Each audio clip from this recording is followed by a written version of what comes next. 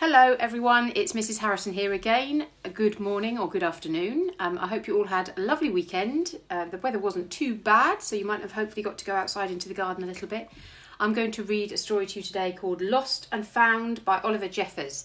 I'm sure lots of you have had this read to you before. You might have the book at home. There is also a fantastic film made of this, and it follows the book very closely. So if you haven't seen it already, I suggest that you might want to do that. But I'm going to read you the book version today.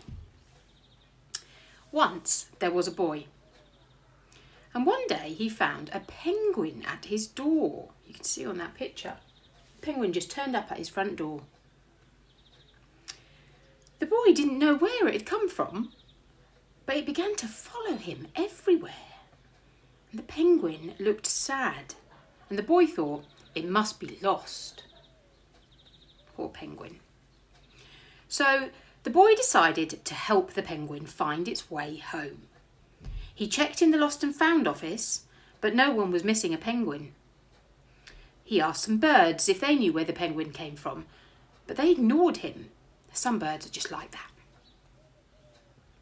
that. The boy asked his duck, but the duck floated away. He didn't know. That night, the boy couldn't sleep for disappointment. He wanted to help the penguin, but he didn't know how.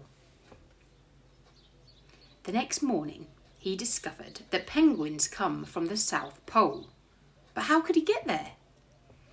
He ran down to the harbour and asked a big ship to take them to the South Pole, but his voice was much too small to be heard over the ship's horn. I'm not surprised. Look at the difference in size there, that massive ship, and how small the boy and the penguin is down there by the lighthouse. So together, he and the penguin would row to the South Pole.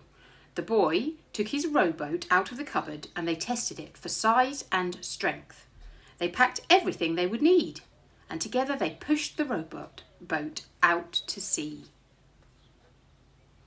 They rowed south for many days and nights with the boy telling stories all the way. The penguin listened to everything that the boy said. They floated through good weather and bad, and waves were as big as mountains. Look at the size of that wave.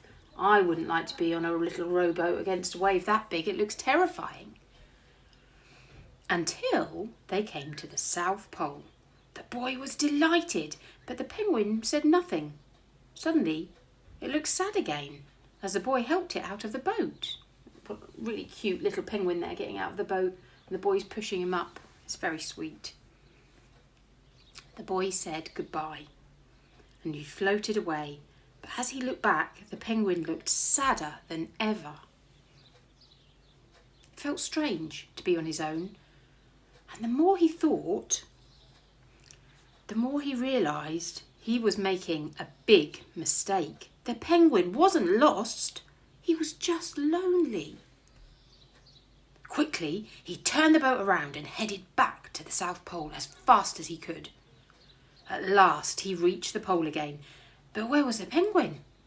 The boy searched and searched, but he was nowhere to be found. Sadly, the boy set off for home. There was no point telling stories because there was no one to listen except the wind and the waves.